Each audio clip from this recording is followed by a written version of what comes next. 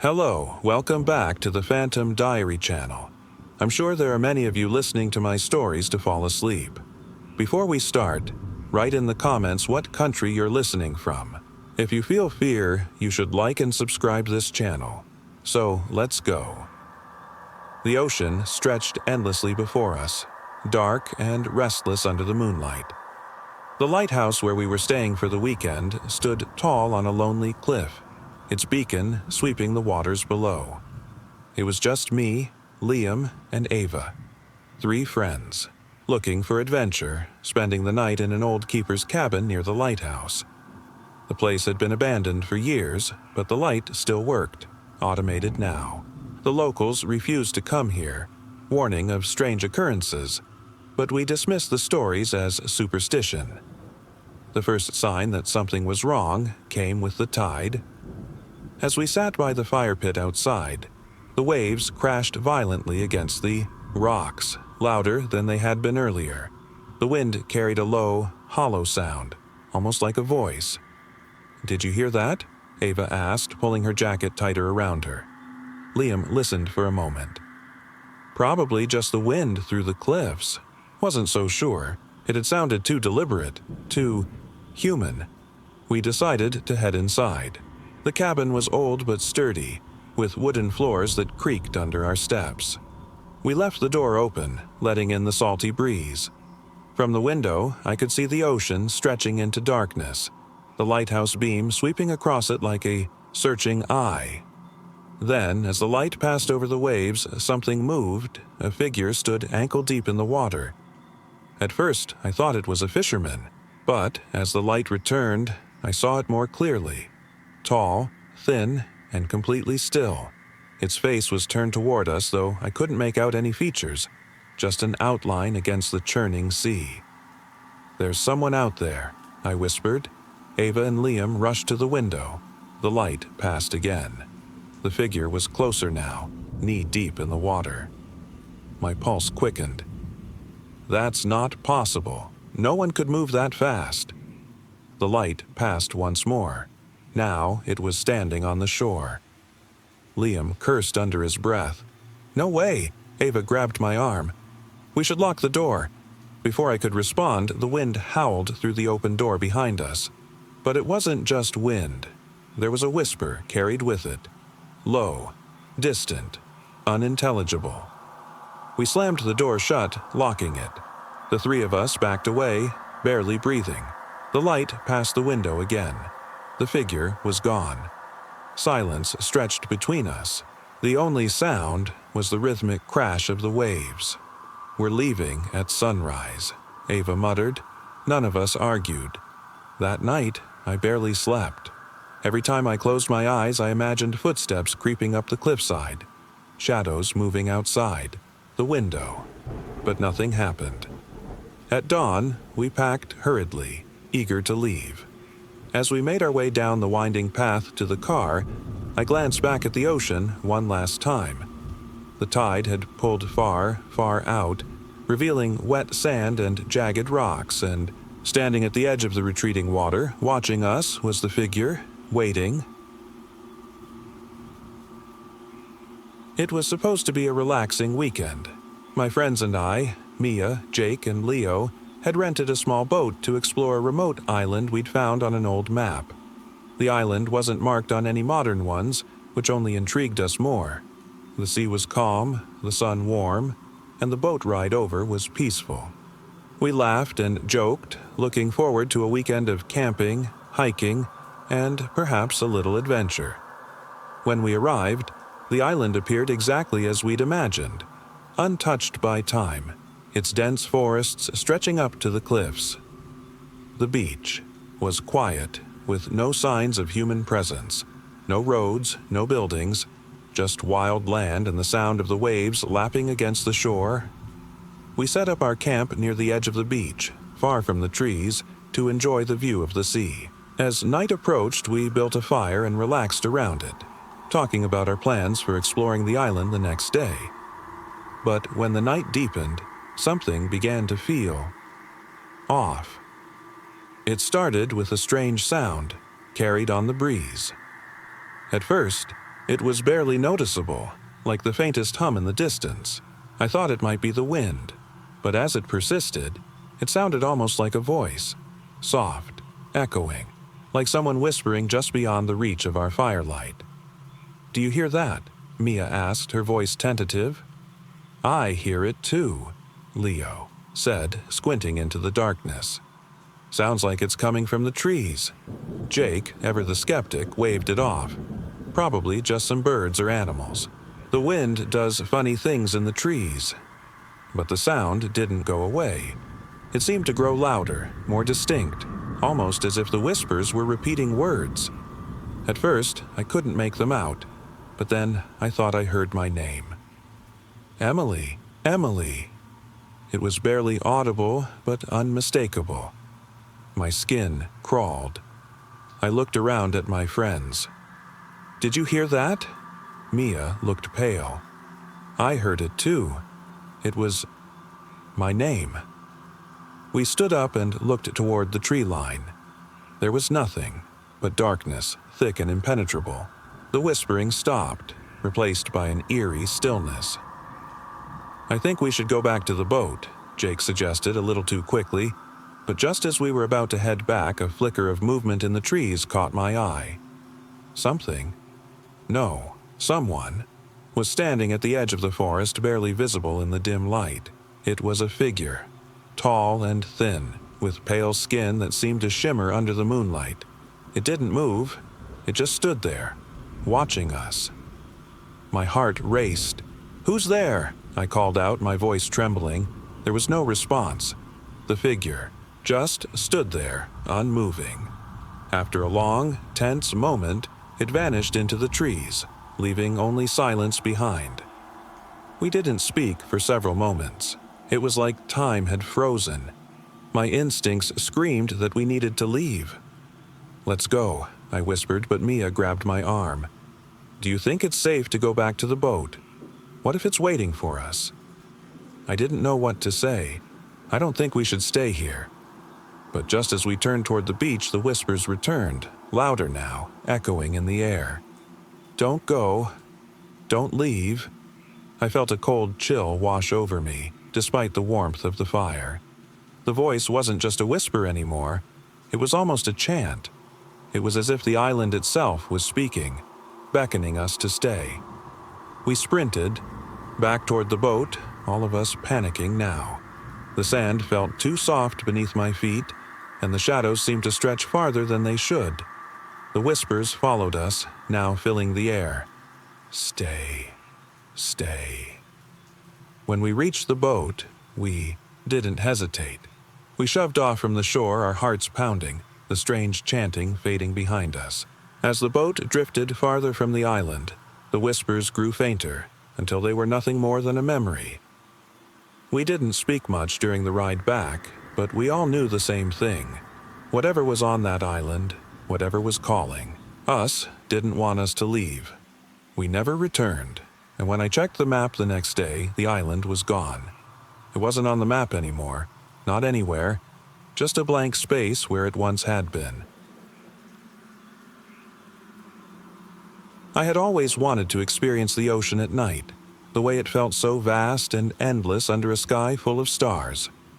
So, when I got the chance for a weekend trip to a remote beach, I jumped at it. My best friend, Sam, and I rented a small cabin on the edge of a secluded cove. No one else around for miles, just us, the waves, and the quiet night. We arrived late in the afternoon, the sun dipping low on the horizon, painting the sky in hues of orange and purple. The cabin had a perfect view of the water, and we spent the evening by the beach, listening to the rhythmic crashing of the waves. The night was peaceful, too peaceful. It felt like the kind of silence you get in the middle of nowhere, where every sound seems amplified and every shadow feels more real than the next.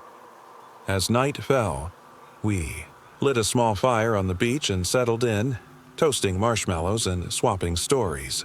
The air was cool, and a thick fog had begun to roll in from the water, covering the shore in a ghostly veil. We joked about how eerie it looked, but even the fog seemed to add to the charm of the place. Then we heard something that stopped us, cold. A low, distant hum, coming from the ocean. At first, I thought it was the wind playing tricks, but no, this wasn't a natural sound. It was almost like a deep, resonant song, coming from the direction of the horizon. I looked over at Sam, who had stopped mid-laugh, his eyes scanning the water. "You hear that?" he whispered. I nodded, unsure of what it could be. I'd been to the ocean many times, but I'd never heard anything like this. The hum was soft, almost like it was beckoning us. We stood up and moved closer to the water, the sound growing louder with each step we took. The waves crashed lazily, but the sound beneath them, it wasn't from the waves. It was coming from below. Something was out there. "Do you think it's a boat?" Sam asked, squinting out into the dark. "There's no boat," I replied. "It's too deep."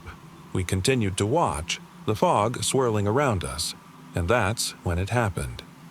The ocean seemed to quiet, and the hum abruptly stopped.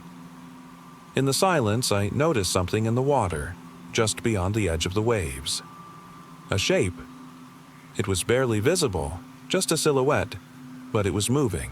Slowly, it emerged from the water, like something rising from the depths. My heart skipped a beat as I tried to make sense of it. It was tall, elongated, and moved with an eerie slowness. It was not a person, not an animal. It was something else, something ancient. Sam stepped back, his face pale. "What is that?"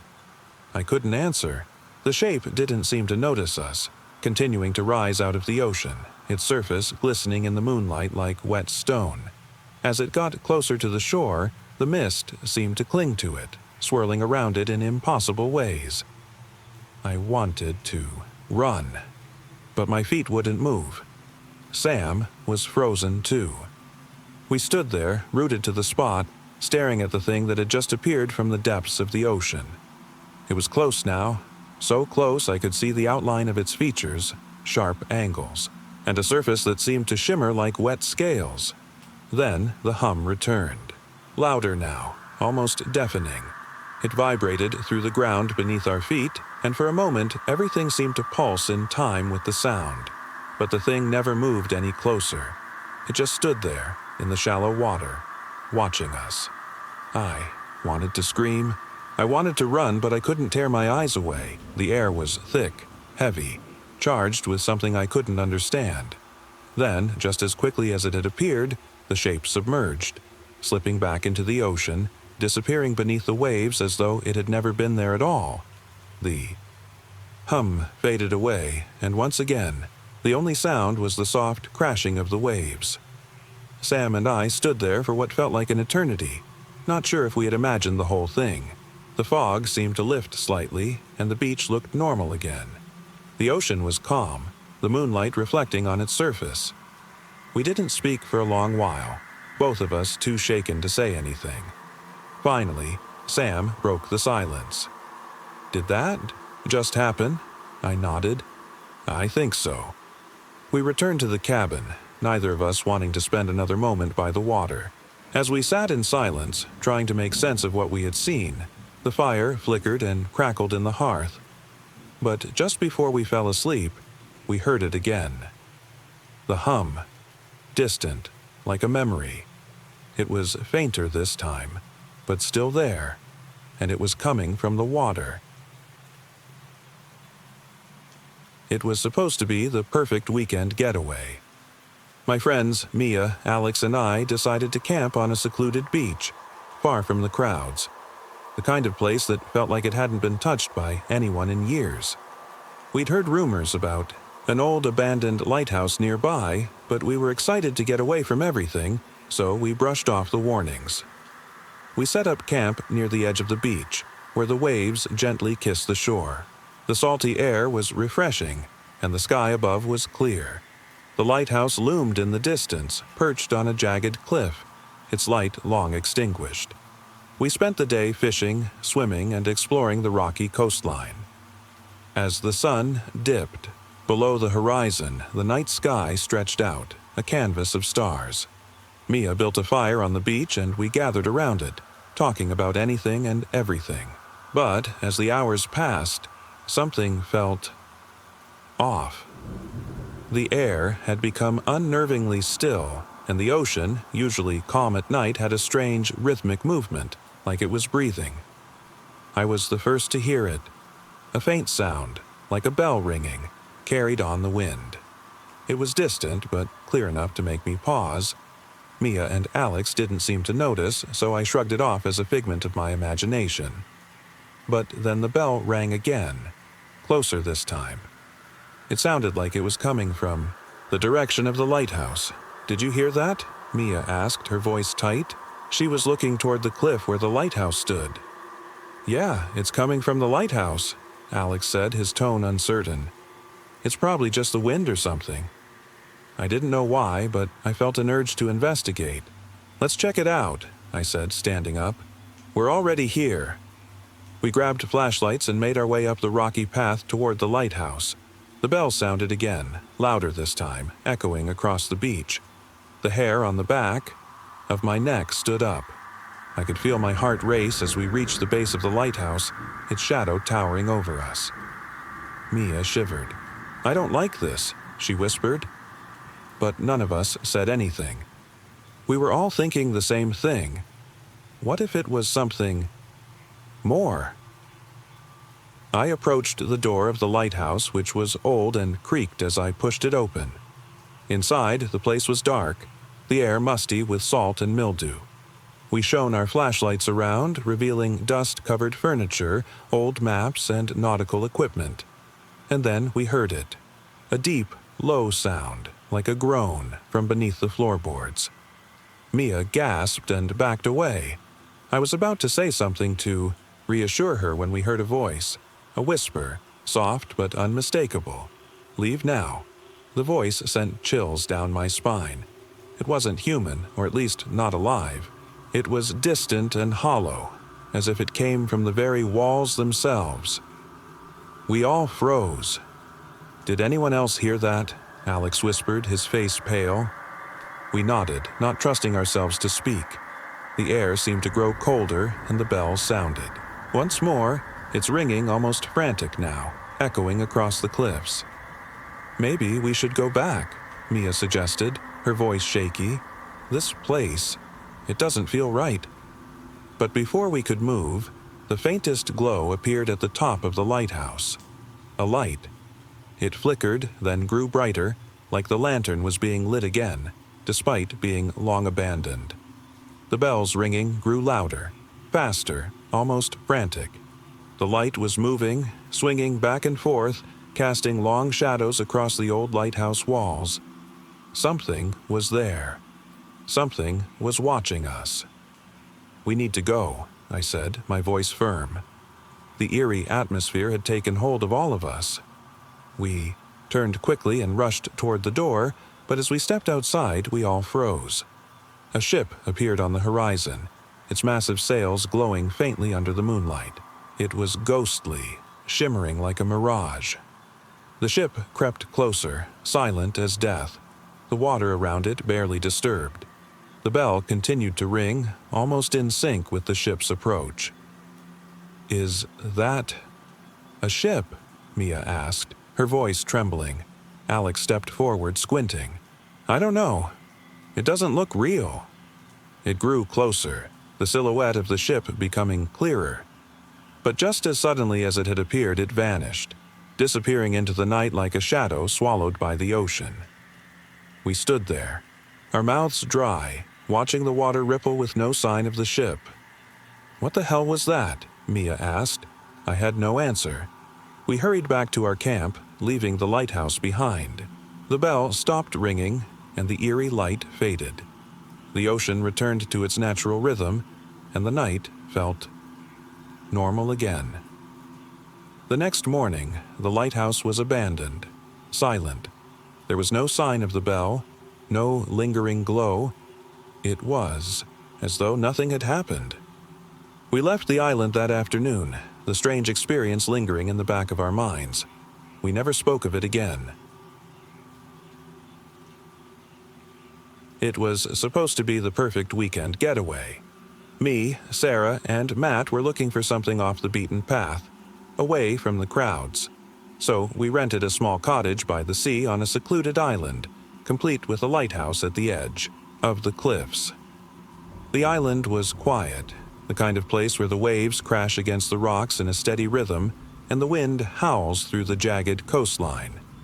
The lighthouse, tall and looming, stood at the edge of the island like an ancient sentinel, its light sweeping over the ocean. We arrived at dusk, and the golden glow of the setting sun made the place feel almost magical. We spent the evening exploring the beach, collecting seashells and taking photos. But as night fell and the stars began to peek through the dark sky, an unsettling chill crept over the island. The wind picked up, moaning through the trees. It felt like something was watching us, waiting. After dinner, we decided to take a walk to the lighthouse. The path was winding and steep, but we made our way up, drawn by the eerie light that seemed to pulse in the distance. When we reached the top, the view was breathtaking. Waves crashing violently against the rocks below, the ocean stretching endlessly under the full moon's gaze. The keeper's house attached to the lighthouse was abandoned, though it looked well kept. There was a strange feeling about it, like the place had been frozen in time. The door creaked open as we approached. "Don't know," Sarah said nervously, looking at the dark interior. "It feels wrong," Matt chuckled. "It's just an old house. Don't be such a scaredy cat." But even as we stepped inside, I couldn't shake the feeling that we weren't alone. The air was thick with the smell of salt water, damp wood, and something else. A coldness that felt too unnatural. Suddenly, a soft voice echoed from the shadows. "You shouldn't be here." We all froze. The voice was low, but firm. We turned to see an old man standing in the doorway of the lighthouse itself, his weathered face illuminated by the pale moonlight. "Who are you?" I asked, my heart racing. He didn't answer right away. His eyes darted nervously toward the sea, and his voice dropped to a whisper. "You have to leave. The lighthouse. It's not safe." Matt, ever the skeptic, laughed. "It's just an old lighthouse. What's the big deal?" The old man's expression darkened. "You don't understand. The sea calls to you. At night, when the light goes out, it calls to whoever dares to stay here. It's not a warning, it's a curse. People vanish, boats, ships, disappear without a trace." Sarah looked at me, her face pale. "That's ridiculous. There's no way." The old man raised his hand to silence her. "It's true. I've seen it. It's not the sea itself, but something that dwells in the depths. It's been here long before the lighthouse. It's patient, and it always gets what it wants." Suddenly, a gust of wind slammed the door shut behind us. We jumped, and the old man looked over his shoulder at the lighthouse with a look of terror. "You have to go," he repeated. "Tonight is no different. Leave before it's too late." I don't know why, but I believed him. The way his voice trembled, the urgency in his eyes. It felt too real to ignore. But before we could leave, the light in the lighthouse flickered, then dimmed. The wind howled louder now, almost deafening. The ground beneath us seemed to tremble, and the ocean raged as if something beneath it was stirring. "Go!" the old man shouted. "Now!" We bolted for the door, running down the steep path toward the cottage. But as we reached the beach, we looked back. The lighthouse light had gone out completely. In the distance, we saw something in the water. Dark, shifting shapes moving just beneath the surface, like massive creatures swimming toward the shore. We didn't stay to watch. We ran back to the cottage and locked the doors. The rest of the night was spent huddled together, listening to the furious wind and the crashing waves. In the morning, the island was quiet again, as if nothing had happened. The lighthouse stood tall and silent, its light now shining steadily. The old man was gone. There was no sign of him anywhere. We left the island that afternoon, our nerves still frayed. The boat ride back was calm, and we didn't speak much. But as we neared the mainland, I caught a glimpse of something in the water. Dark shapes, far too large for any whale or fish. They seemed to be following us, just under the surface, just out of reach. I don't know what the old man meant. I don't know what's in the sea, but I do know this. Whatever it is, it's still waiting, patient and hungry. The sea had always been a place of solace for us. My best friend Laura and I had made it a tradition to visit a small, secluded island every summer. The island was quiet, far from the crowds, and we could always count on the lighthouse being the only sign of civilization. We arrived on a warm Friday evening, the sky still holding a hint of orange from the sunset. The lighthouse stood tall in the distance, its beam slicing through the thickening darkness. We set up camp near the beach, our tents pitched just far enough from the shoreline to avoid the tide, but close enough to hear the waves crash against the rocks. The island had no electricity, and the only source of light at night was the lighthouse, which we had always found calming.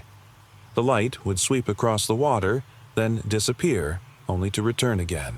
There was something comforting about that regular rhythm. We spent the first evening by the fire, sharing stories and roasting marshmallows. But as the night wore on, something began to feel off. The wind had picked up, howling around us, and the air grew colder. The sound of the waves became more pronounced, like the ocean itself was whispering secrets to the shore. Then I noticed something. "Did you see that?" I asked, my voice trembling slightly. Laura turned to look at me, brow furrowed. "See what?" I pointed to the lighthouse. The light had gone out. "It's fine," Laura said, clearly trying to reassure herself. "It happens sometimes." But the beam didn't come back on. We sat in silence, staring at the empty black lighthouse in the distance. The air was so still now. No more wind, no more waves crashing against the shore. Just silence. I stood up, my legs shaky. "I'll go check on it. You stay here." Laura opened her mouth to protest, but I was already walking away, drawn toward the lighthouse as if something was calling me. The path from our camp to the lighthouse was narrow, barely visible in the dark. The only light was the distant moon, casting long, eerie shadows over the rocky ground. I reached the base of the lighthouse and saw that the door was slightly ajar. Hesitant, I pushed it open and stepped inside. The air was thick with salt, and the wooden floor creaked under my weight. I could see nothing but darkness around me, the only sound the rhythmic tapping of my shoes on the floor. I climbed the metal staircase toward the top, my heart pounding in my chest. When I reached the top, I was greeted by a strange sight. The lighthouse's light was still off, but standing in the center of the room was a figure. It was tall, dressed in a long, flowing coat that blended in with the shadows. I couldn't see its face, but I could feel its presence, cold and unsettling. I froze. The figure didn't move. It just stood there, staring out into the ocean. "Hello?" I called, my voice wavering. "Is someone there?" The figure didn't answer, but as I stepped closer, I felt a chill wash over me, the air growing colder with each step I took. The moment I reached out a hand toward it, the figure turned its head slowly to face me, its face obscured by the shadow. Suddenly, the lighthouse beam snapped to life, blinding me for a moment. When my vision cleared, the figure was gone. The light swept across the sea, casting a long beam over the waves. Nothing was there. I stumbled back, my mind racing. What had just happened? I ran back to camp as fast as I could, my legs trembling. When I reached Laura, she was already packing up the camp. "What happened?" she asked, her eyes wide with concern.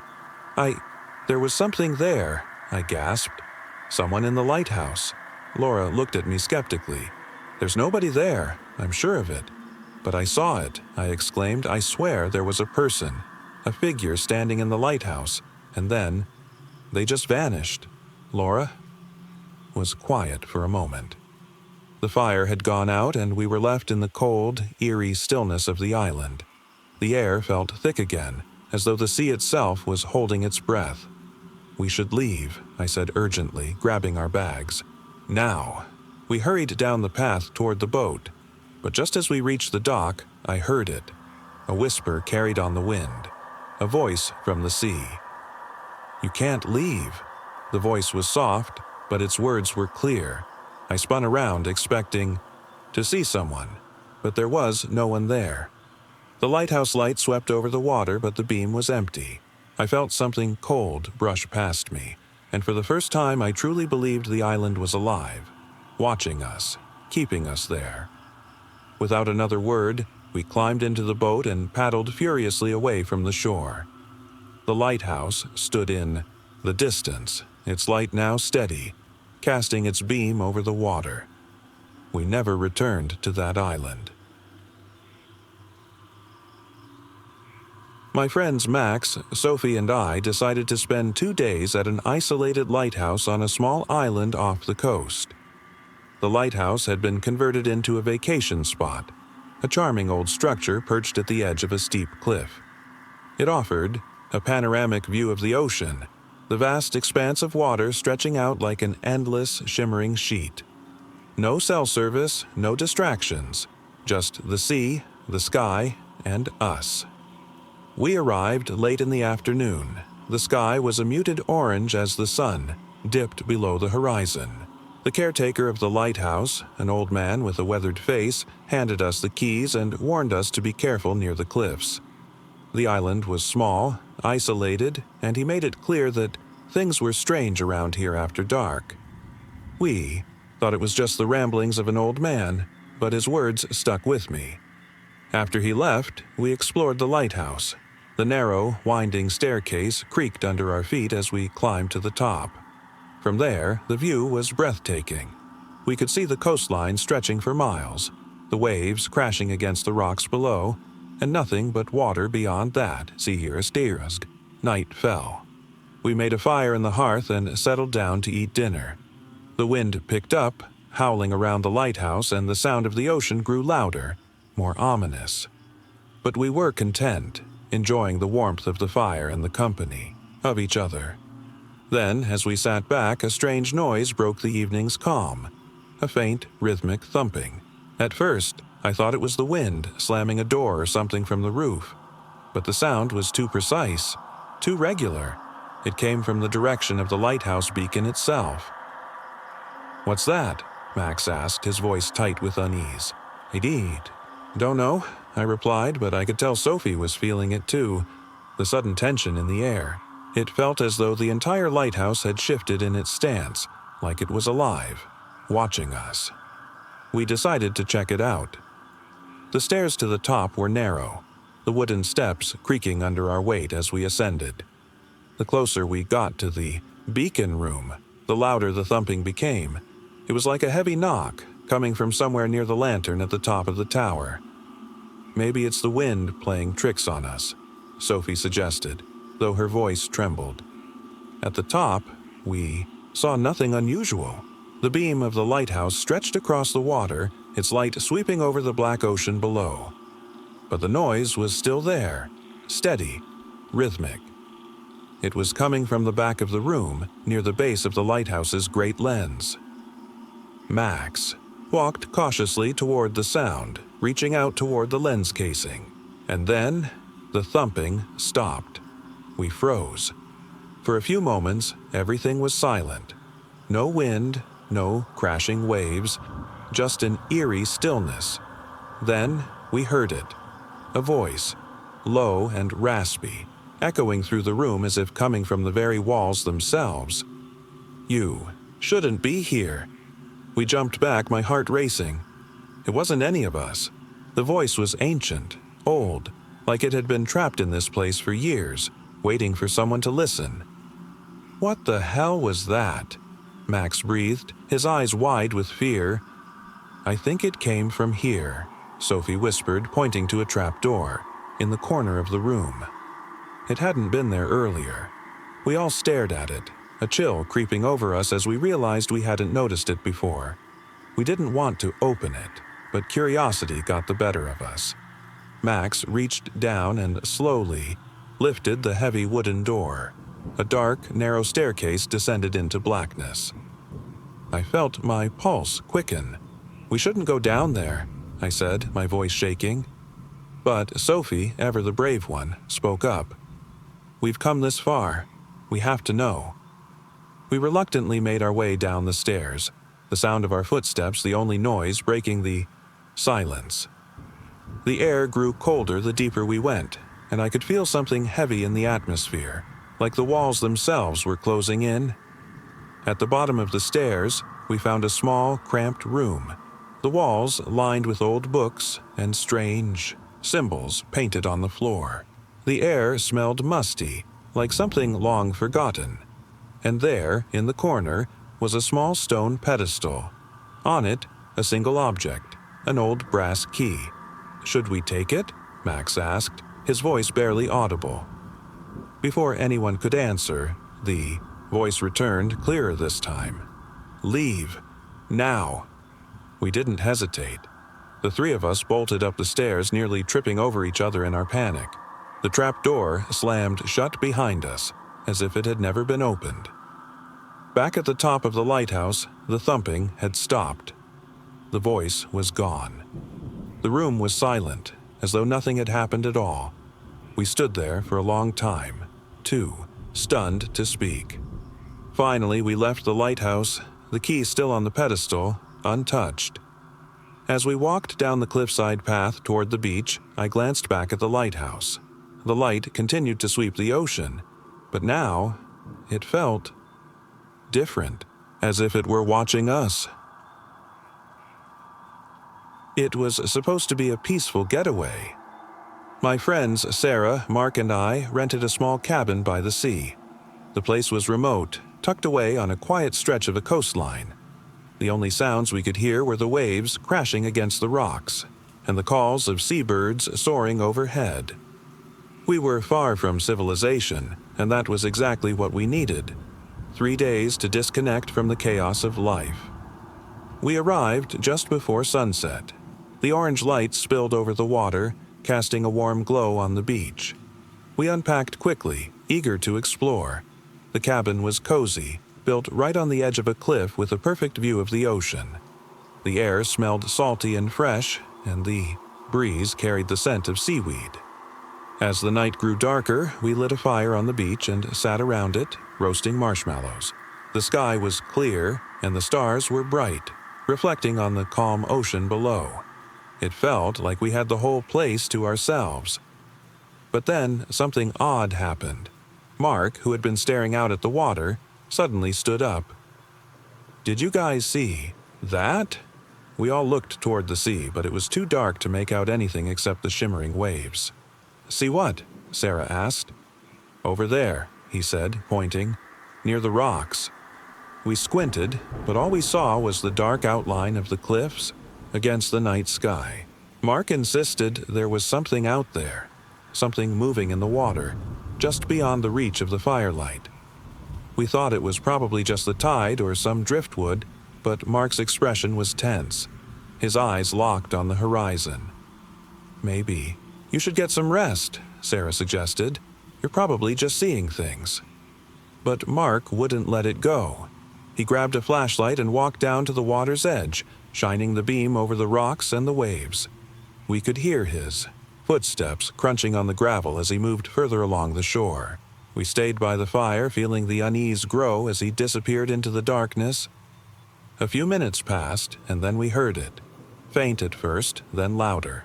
Mark's voice calling out, "Guys, I think there's someone out here." We rushed toward. The sound of his voice, hearts racing. We found Mark standing by a jagged rock formation, his flashlight shaking in his hand. He was staring at the water, and his face was pale. "Who's out there?" he asked, his voice barely above a whisper. There was nothing in sight. "Mark, there's no one here," I said, trying to calm him.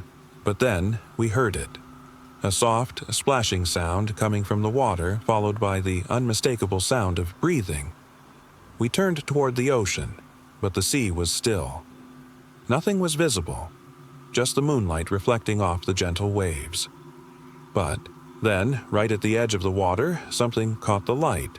A figure, barely discernible, standing motionless at the shoreline. It wasn't a person. The figure was tall and thin, with skin that looked almost translucent. It was as if it was made of water itself, an unnatural shimmer that seemed to distort as it moved. But the worst part was the eyes, pale, hollow, and watching us. We froze. "Do you see that?" Sarah asked, her voice shaking.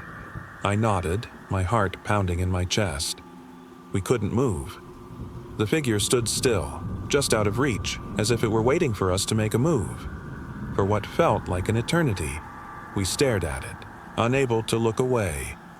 Suddenly, the thing vanished. One moment, it was there, and the next, it was gone, as if the water had swallowed it whole.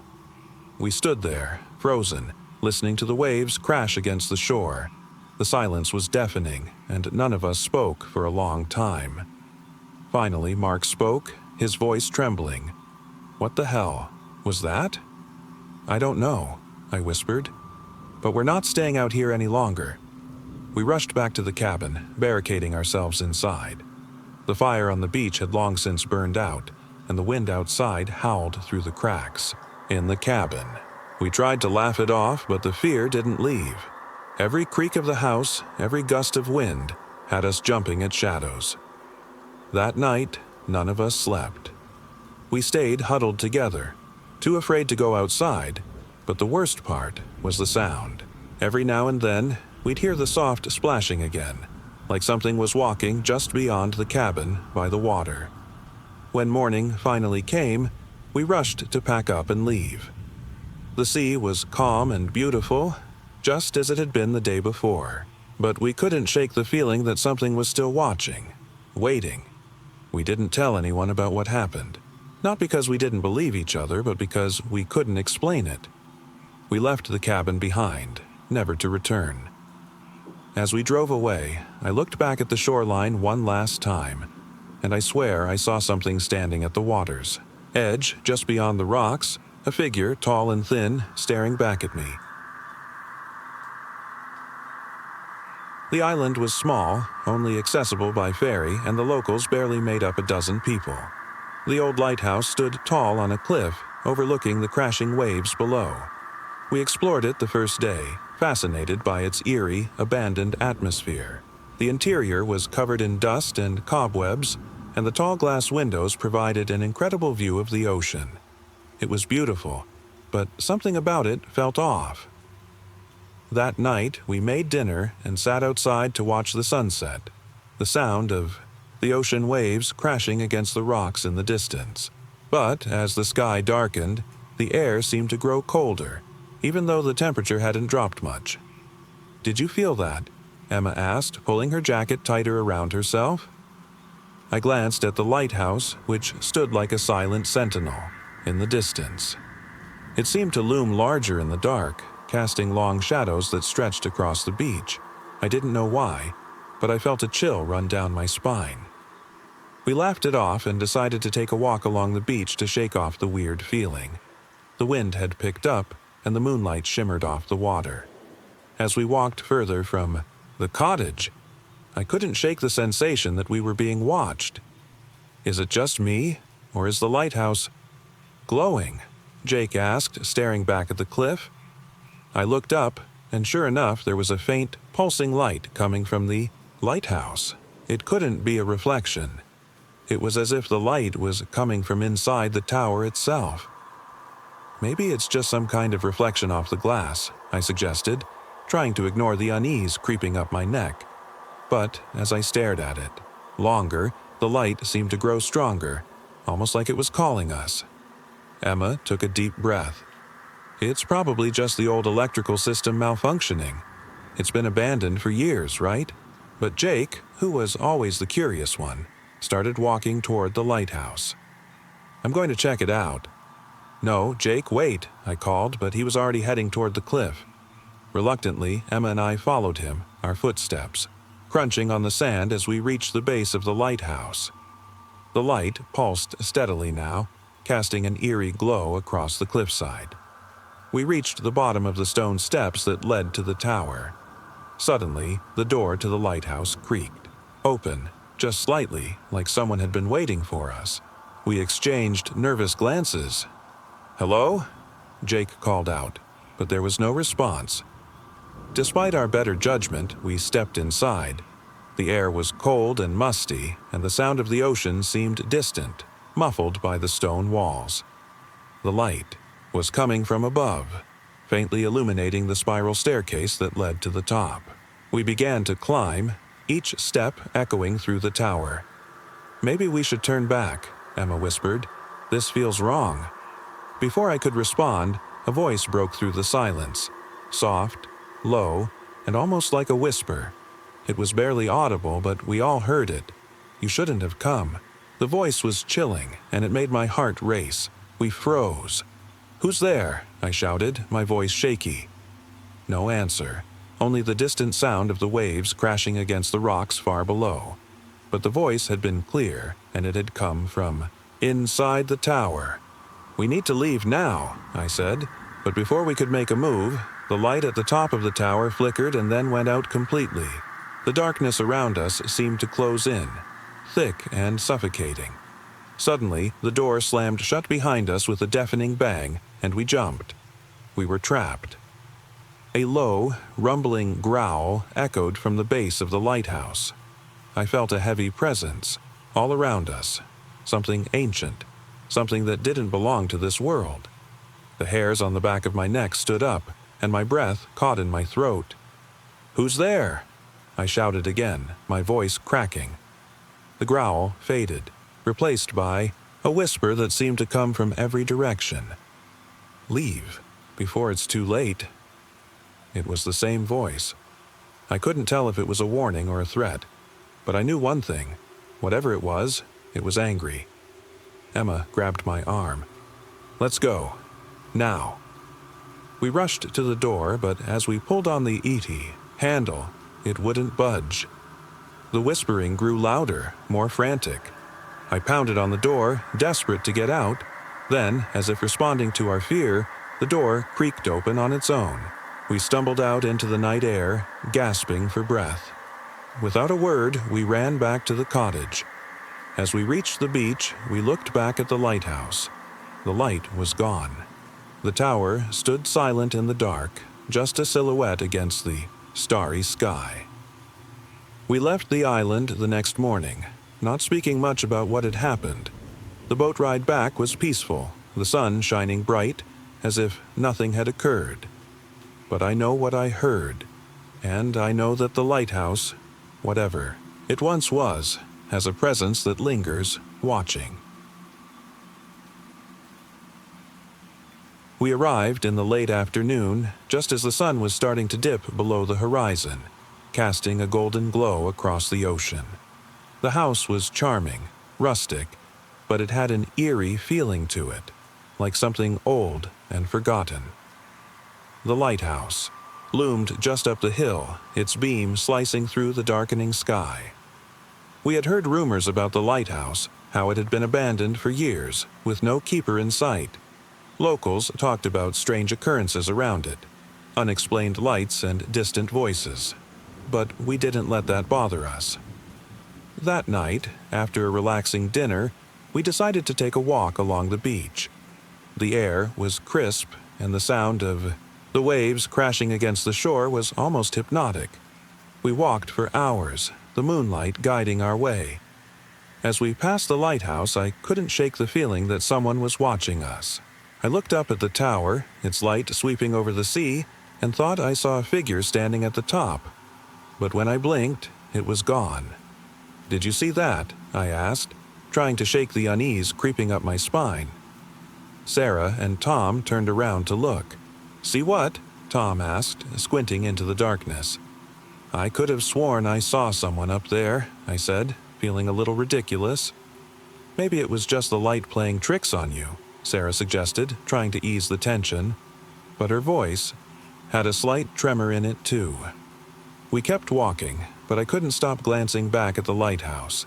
The beam swept across the beach, illuminating the area briefly before returning to the sea. It felt unsettling, like something was waiting for us. We got back to the house as the wind began to pick up. Inside, the house was warm, but the feeling of unease lingered. We tried to shake it off, playing board games and talking about our plans for the next day. But the sound of the wind howling outside and the constant crashing of the waves made sleep difficult.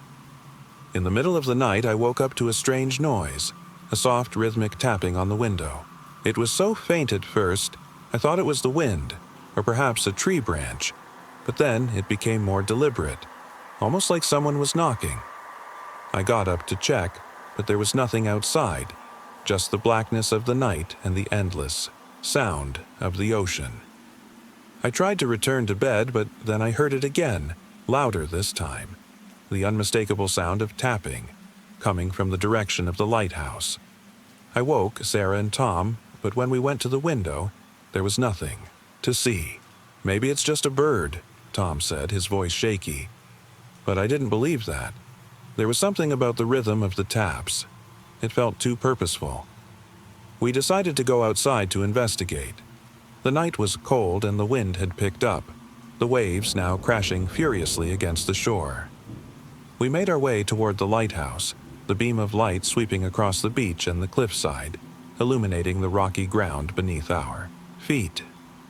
The closer we got, the more oppressive the silence became, as though the whole world had fallen into a strange, unnatural stillness. When we reached the lighthouse, I felt a sudden chill. There was a faint glow at the top like someone had just lit a lantern, but when we looked up, there was no one in sight. Then we heard it, the soft, melodic hum of a tune, so faint at first that we thought it might have been the wind.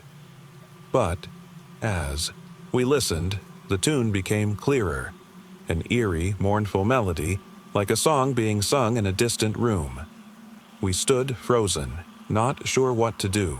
The sound seemed to come from the lighthouse, but the door was locked. We tried to peer through the cracks in the stone, but there was nothing inside, just shadows. The hum stopped abruptly, and a voice, low and gravelly, whispered through the air like it was coming from within the lighthouse itself. "Leave now, before it's too late." We jumped back, startled. The voice was cold, but not threatening. It felt warning, like something ancient was trying to protect us from whatever lingered in the lighthouse. "We need to go back," Sarah said, her voice trembling. Without a word, we turned and fled, running back to the house as fast as we could. The lighthouse beam swept across the beach, casting a long shadow behind us. I looked over my shoulder, half expecting to see something, or someone following us, but there was nothing. We didn't speak much after that, each of us lost in our own thoughts, too shaken by the experience to say anything. The rest of the night passed without incident, but we didn't sleep well. The sound of the waves, the hum of the wind, and the eerie memory of the voice haunted us. The next morning, we packed up and left, leaving the lighthouse behind. As we drove away, I looked back one last time. The lighthouse stood silently on the cliff, its beam cutting through the morning mist. We never spoke of what happened again, but as I looked out over the ocean, I couldn't shake the feeling that the lighthouse was watching us, waiting.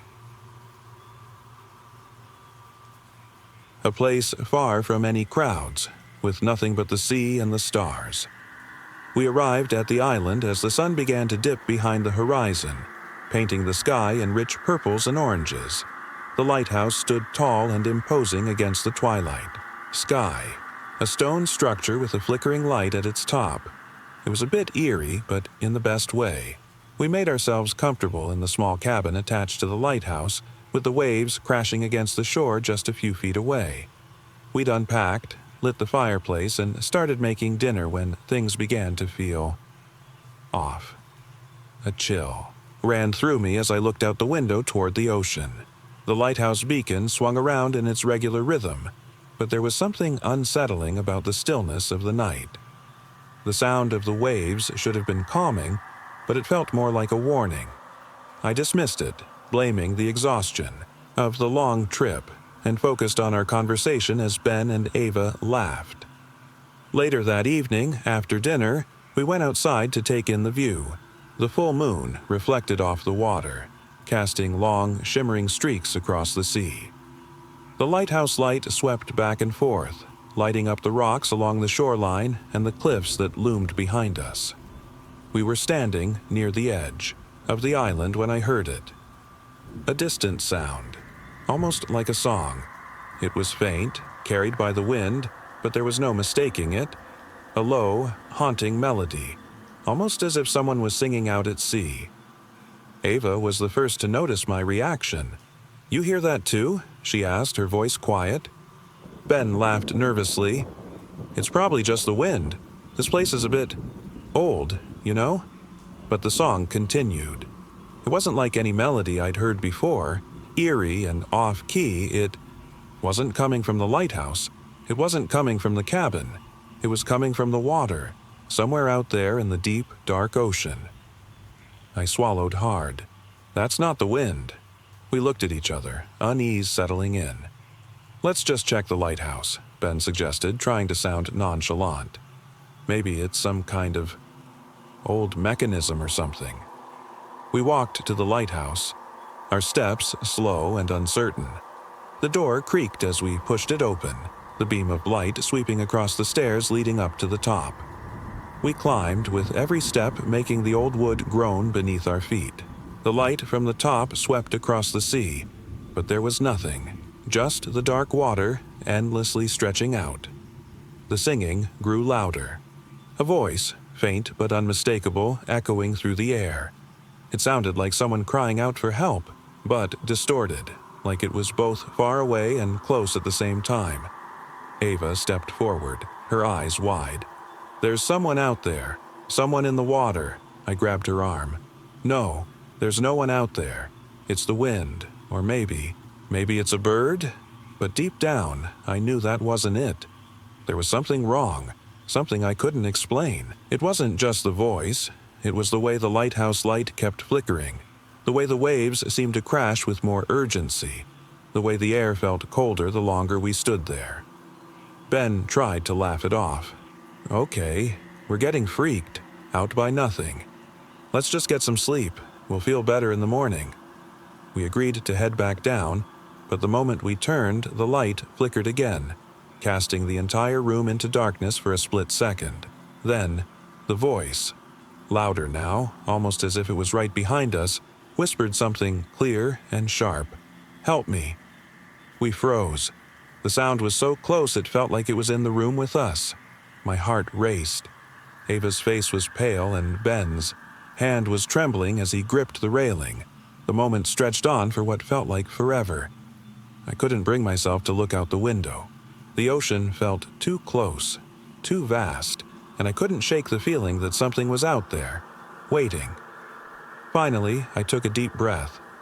"All right, we're going back to the cabin. No more wandering around at night.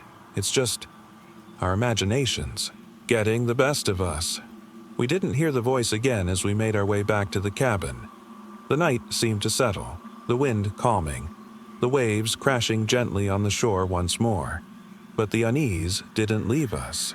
We locked the door behind us, and for the rest of the night we sat by the fire, too uncomfortable to sleep. The next morning we packed up early, eager to leave the island. As we climbed into the boat to head back to the mainland, I glanced over, my shoulder at the lighthouse. The beam of light had stopped moving. The island was quiet, empty, as if nothing had happened at all. But as the boat pulled away, I swore I saw something in the distance. A figure standing on the rocks at the edge of the lighthouse. A shadow. It wasn't a person, but it was something. Something watching us, just beyond the light's reach. I turned away, not daring to look back. We never spoke of it again, but every time I'm near the ocean, I remember the singing. We had been planning this trip for months. Just a weekend getaway, camping by the sea on a remote beach. No one else around, just us and the sound of the waves. My friends, Ethan, Maria, and I, had always dreamed of visiting the old lighthouse. on the farthest point of the island. The place was abandoned, said to be haunted, but that only intrigued us more. We arrived in the late afternoon, the sky painted in deep hues of orange and purple. The lighthouse stood tall in the distance, its crumbling stonework barely visible against the darkening sky. The beach was deserted, as expected. We set up camp, pitching our tent and starting a fire by the water's edge. As night fell, the sea breeze turned cold, and the crackling fire was a welcome warmth. The only sounds were the waves crashing and the occasional cry of a distant seabird. But then, as we were eating our dinner, a soft hum reached our ears, almost like a faint song coming from the direction of the lighthouse. "Do you hear that?" Maria asked, her eyes narrowing as she glanced at the lighthouse. "It's probably the wind," I said, though I wasn't entirely sure. The hum didn't sound like the usual wind howling through the rocks. It was almost melodic, like someone humming a tune. "I don't like it," Ethan muttered, his voice tense. "We should check it out." Against my better judgment, I agreed. We grabbed our flashlights and made our way down the beach toward the lighthouse. The further we walked, the more intense the hum became. It was as if it was pulling us in, luring us closer. The wind had picked up, and the air grew damp, the salt of the sea thick in our nostrils. When we reached the base of the lighthouse, the humming was almost deafening. It seemed to be coming from within, from the top of the lighthouse where the light should have been, though the glass was cracked and covered in grime. The place had been abandoned for years. "Hello?" Maria called out, her voice echoing in the stillness. The humming stopped abruptly. An eerie silence fell, and for a moment I thought I could hear the soft sound of footsteps from above. Slow, deliberate. Without a word, we began to climb the stairs of the lighthouse. The air inside was musty, the walls damp with salt water. As we ascended, the temperature seemed to drop, and a chill crawled up my spine. We reached the top, where the large lantern room stood empty, except for something unexpected. There, standing in the center of the room, was a figure, a woman, her long hair blowing in the breeze that drifted through the broken windows. She wore a long, flowing white dress that fluttered like a ghostly apparition. Her back was to us, but the instant I saw her, my blood ran cold. There was something wrong with the way she stood, too still, too silent. I took a step forward, and then the woman turned around. Her face was pale, almost translucent, with hollow eyes that glowed faintly. Her lips parted as if she wanted to speak, but no sound came out. The eerie hum returned, louder this time, vibrating in my chest. The woman's form began to blur, her edges becoming indistinct like smoke curling in the wind. "What is she?" Maria whispered, clutching my arm. "I don't know," I breathed. My heart was pounding, and for a moment I thought we were trapped in some kind of nightmare. But then, just as suddenly as she had appeared, the figure faded. One moment she was there, and the next she was gone. Vanished, as if she had never been. We stood in the lantern room, breathless, staring at the empty space where the woman had been. "Let's get out of here," Ethan said, his voice low and shaky. We didn't hesitate. We turned and fled down the spiral staircase, not looking back until we were safely on the beach again, the lighthouse looming behind us like a dark sentinel. The wind had picked up, and the hum was gone. The beach was quiet once more. We sat by the fire, trying to calm our nerves. The moon was now high in the sky, casting silver light on the water, the lighthouse standing dark and silent in the distance.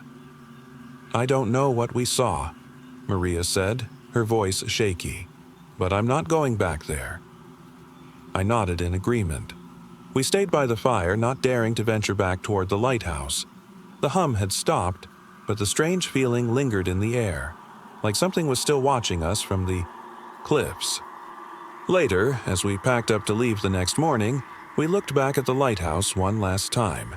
The first light of dawn was breaking, and the lighthouse stood silent, its broken windows staring out over the sea. But as we turned to walk away, I swore I saw something in the lantern room. A faint figure just for a moment before the light disappeared. We didn't speak about it as we left the island. Whatever we had seen, whatever had called to us from the lighthouse, remained a mystery. But I knew one thing for sure: we would never return.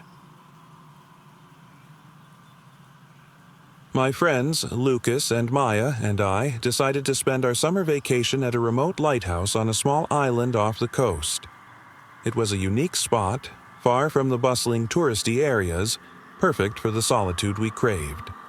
We rented a small boat and made the hour-long trip to the island, the sound of the waves crashing against the rocks echoing around us.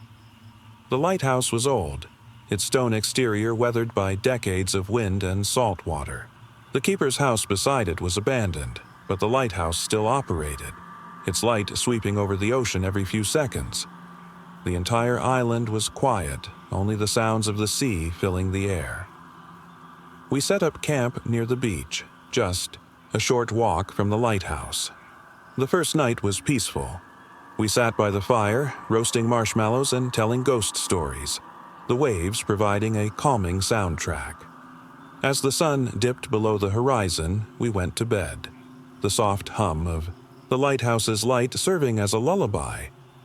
But things started to change the next day. At first, it was subtle, a strange unease that seemed to grow as the day went on. We went to explore the island, hiking through thick brush and along the rocky coastline. The lighthouse stood tall in the distance, its light sweeping across the water. By late afternoon, we returned to camp. Maya was the first to notice it. "Is it me? Or does the lighthouse light seem off?" she asked, staring at the blinking beam. I looked up. The light had a peculiar rhythm, as if it was stuttering, flickering for a moment before continuing its sweep. "Maybe it's just the weather," Lucas said, dismissing it. But as night fell, the unease turned into something more. The lighthouse light continued its erratic flashing, and we could hear something strange, like the faint sound of voices drifting from the direction of the lighthouse. At first, it seemed like the wind carrying echoes of seagulls, but it didn't sound quite right. There was an eerie cadence to the sounds, human-like whispers. "What is that?" Maya whispered, her eyes wide with fear. We decided to investigate, grabbing flashlights and heading toward the lighthouse. The wind picked up as we walked, the sound of the ocean crashing against the rocks growing louder. When we reached the base of the lighthouse, the voices were clearer now, almost as if someone was talking to us, but there was no one around. We hesitated, but Lucas, always the brave one, climbed up the winding stairs of the lighthouse. Maya and I followed behind. As we neared the top, the voices became clearer, almost like a conversation in a language we didn't understand, their tone urgent and unsettling. When we reached the top, we were met by the beam of the lighthouse, sweeping across the sea. But what we saw next made my heart stop. Standing near the edge of the light's reach were figures. Tall, thin shapes, standing perfectly still, as if waiting. There were at least 5 or 6 of them, but as the light swept over them, they vanished into the dark, leaving nothing but empty air where they had stood. "Did you see that?" Maya gasped, gripping my arm. I nodded, my throat dry. "We need to get down. Now." We rushed back down the stairs, but as we stepped outside, the whispers returned, louder this time. They were coming from the water, from all ear. Around us. The lighthouse light continued its erratic blinking, casting strange shadows on the rocks. Panic set in. We ran back to our camp as fast as we could, the whispering growing louder with each step, as if someone, was following us. When we reached the safety of the fire, the whispers stopped. The lighthouse light returned to its normal rhythm, and the island seemed to quiet down again, as if nothing had happened. We stayed up late, the fire crackling between us, and the eerie feeling slowly faded. The next morning, we packed up and prepared to leave. As we made our way back to the boat, we took one last look at the lighthouse. It stood tall against the morning sky, silent and still. But just as we turned away, the light flickered again. I don't know if it was my imagination, but I swear I saw one of those figures standing by the lighthouse watching us. And just as quickly as I noticed it, it disappeared into the shadows. As we sailed away, I couldn't shake the feeling that we hadn't been alone on that island. Something, or someone, had been watching us the entire time, but whoever, or whatever, it was, it hadn't harmed us. It had only made its presence known. And that's when I realized the lighthouse wasn't just a beacon for sailors. It was a watchtower, and we weren't the first to stay there. We were 3 friends, Sarah, Jason, and I, spending the weekend on a secluded island off the coast, far from any other travelers. Our destination, a historic lighthouse that had been abandoned for years. We had heard stories about the place, whispers, about eerie lights seen from the sea at night, strange sounds that carried on the wind. But we were all skeptics. It sounded like the perfect place for an adventurous weekend away. The island itself was stunning, but desolate. The lighthouse stood at the highest point, an imposing structure looming over jagged cliffs, its stone walls weathered by decades of salt and wind. The narrow path up to it was steep, surrounded by tangled vegetation. We were the only ones there, no tourists, no caretakers, just the 3 of us. We set up camp by the shore, just below the lighthouse. The sea was rough that day, crashing against the rocks below in a rhythmic, hypnotic way. It was beautiful, in a wild and unsettling manner, the kind of place where you could almost imagine the air buzzing with secrets. We explored the lighthouse, cautiously pushing open the heavy iron door, which creaked on its rusted hinges. Inside was damp, the air thick with mildew. The spiral staircase wound upward, disappearing into the darkness above. Sarah was the first to climb, and I followed with Jason, bringing up the rear. At the top, the view was breathtaking, but the lighthouse itself was a cold, intimidating place. We peered out over the cliffs, watching the waves crash far below. It was surreal, almost as though the island was isolated from the rest of the world. As we settled in, Sarah found an old logbook on a dusty shelf. It was full of entries from years ago, some of which were incomprehensible, scribbled hastily in dark ink.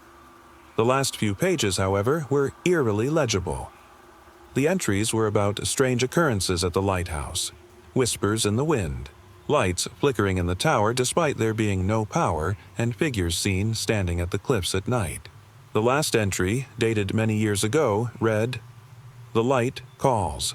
It calls to the sea, and the sea calls back." Jason laughed nervously. Well, that's comforting. We decided to head back down to the shore, but as we walked away from the lighthouse, something caught my eye. A faint glow flickered in the distance coming from the lighthouse tower. At first, I thought it was a trick of the light, but when I turned to look at Sarah and Jason, I saw they had noticed it too. "Did you see that?" I asked. Jason nodded, his brow furrowed. "It's not even sunset yet. No one's supposed to be here." We walked back up the path, our footsteps quickening with each step. When we reached the door, it was wide open. No one had been inside. We were all certain of that. The light at the top flickered again, this time more intensely, casting long shadows over the rocks. A voice, faint but clear, seemed to echo from the tower, barely audible over the sound of the crashing waves. "Come closer." We all froze. It wasn't any of us. It was as if the lighthouse itself had spoken. "I don't like this," Sarah said, her voice shaking. "It's not natural. We need to go." But before we could leave, the light at the top of the lighthouse flared to life, brighter than before, then dimmed to nothing. In the darkness that followed, there was only the sound of the waves, louder now, almost deafening. Jason, more curious than cautious, stepped forward. "Let's just check it out. Maybe it's just the wind." But the moment his foot crossed the threshold, the light returned, casting a shadow across the entire room. The air grew heavier, colder. "Get out," I shouted. We scrambled backward, each of us slipping in the dark, our breaths coming faster. As we made our way down the stairs, I glanced over my shoulder, seeing the faint outline of a figure standing at the top of the lighthouse, silhouetted against the light. A figure watching us, but there was no sound, no movement. Once outside, we ran down the rocky path, not stopping until we reached our camp. We didn't speak much as we packed up our things, the air thick with an unease we couldn't shake.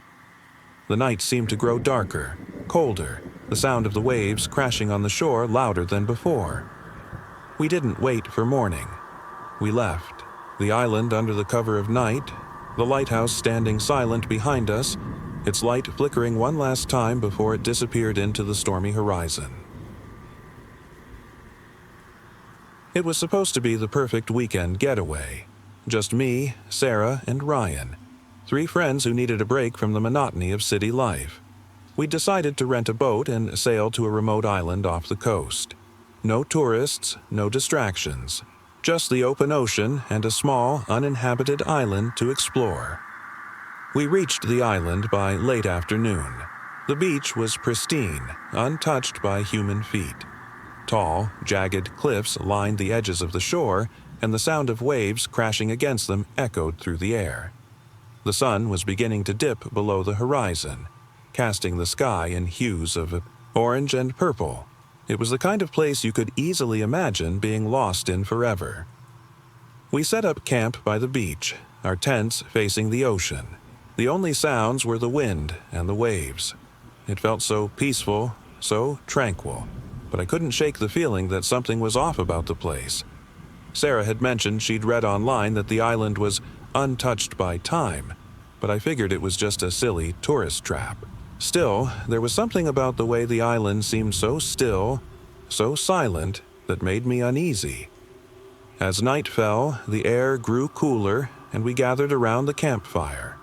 We laughed, told stories, and drank beers, letting the warmth from the flames settle the tension in the air. But as the night deepened, something changed. A faint sound reached our ears, carried by the wind. At first, we thought it was just the ocean, but then we realized it wasn't. It was a voice, a soft, unintelligible murmur that seemed to be coming from the direction of the cliffs. "Did you guys hear that?" Ryan asked, his voice tight with nervous curiosity. We all turned, staring out at the darkened cliffs. There was no one there, no movement. The island seemed to be holding its breath like it was waiting. "It's just the wind," I said, trying to laugh it off, though I wasn't. So sure, the sound came again, louder this time. A voice, clearly calling out. But the words were distorted and faint, as though they were coming from underwater. "It's coming from over there," Sarah said, pointing toward the cliffs. Without thinking, we decided to investigate. We grabbed our flashlights and headed toward the rocks. The beach was eerily quiet now, the only sound the distant crash of waves against the shore. The voice grew louder as we neared the cliffs, and a cold shiver ran down my spine. We reached the base of the cliffs, where a narrow trail led up toward a small cave. The air grew colder the closer we got, and the murmur became clearer. It wasn't just one voice anymore. It was dozens, overlapping, whispering things we couldn't understand. "This is getting creepy," Ryan whispered, his voice shaking. But before we could retreat, a figure appeared at the entrance of the cave. It was a tall, gaunt man, dressed in tattered clothes that looked as though they'd been worn for decades. His face was pale, almost sickly, and his eyes glowed faintly in the dim light. "Who are you?" Sarah asked, her voice barely above a whisper. The man didn't answer. He just stood there, staring at us with an unsettling expression. The murmurs grew louder, now echoing off the walls of the cave, but it wasn't coming from him. It was as if the very rocks themselves were speaking. "We need to go," I said, my heart pounding in my chest. We turned to leave, but as we did, the man's voice finally cut through the whispers.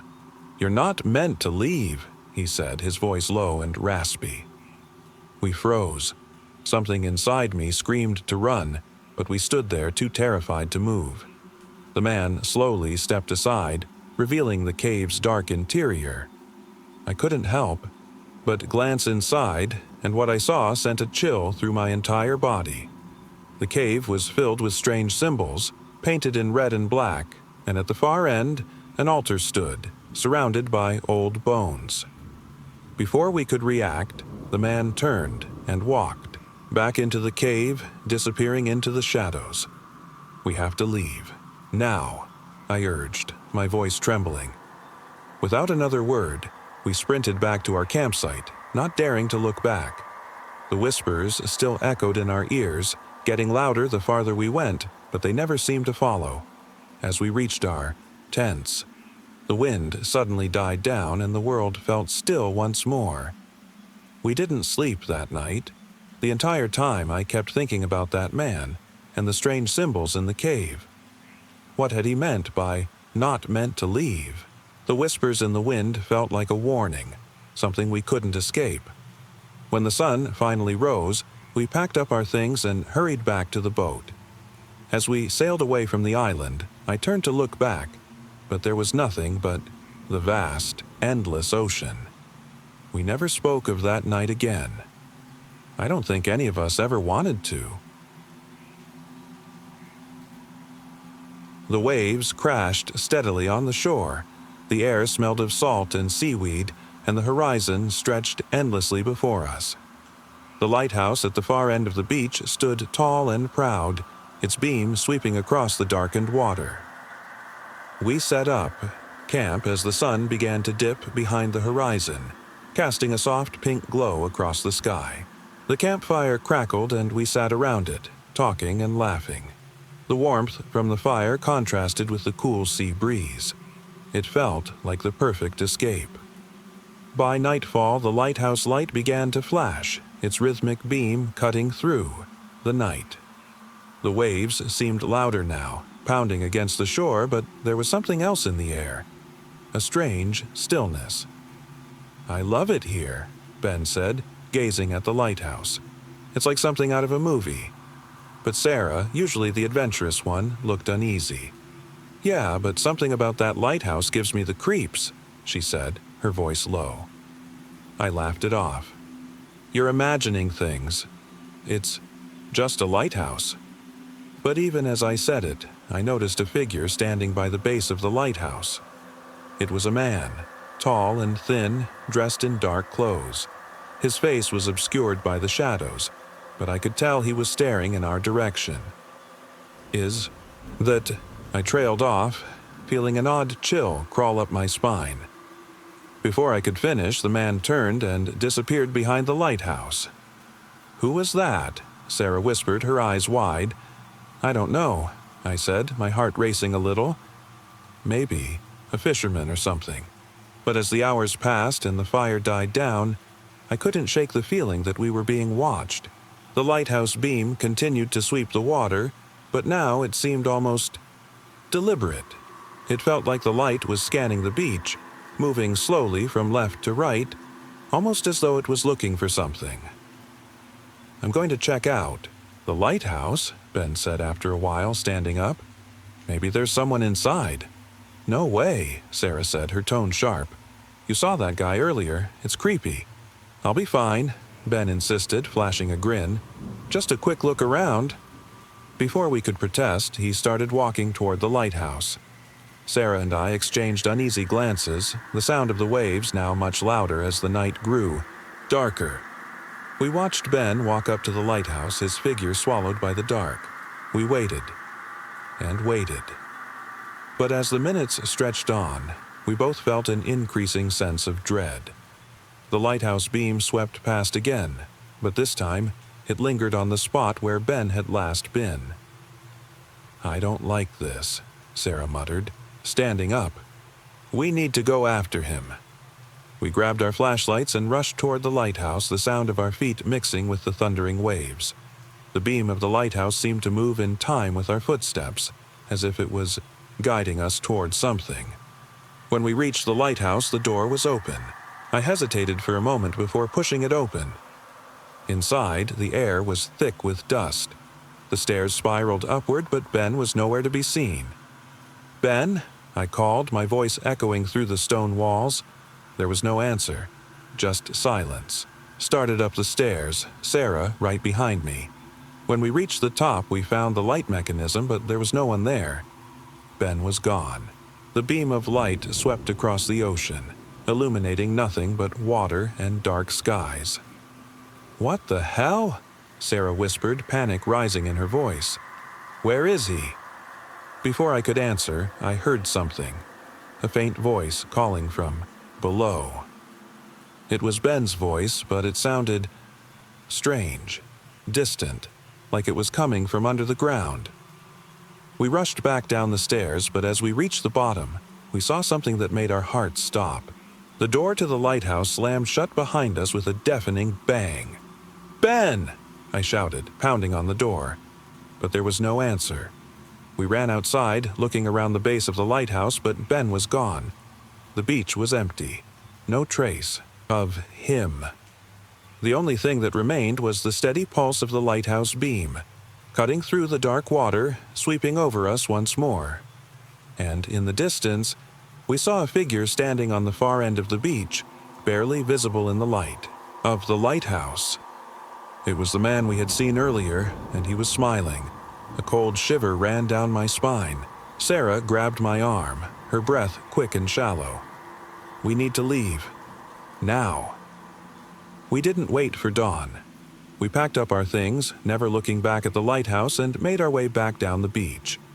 The man, or whatever it was, never moved. It wasn't until we were far out of sight that the light from the lighthouse flickered and went out. We never saw Ben again, but we weren't about to stick around to find out what had happened. We left the beach without a word, knowing whatever was out there had no intention of letting us stay.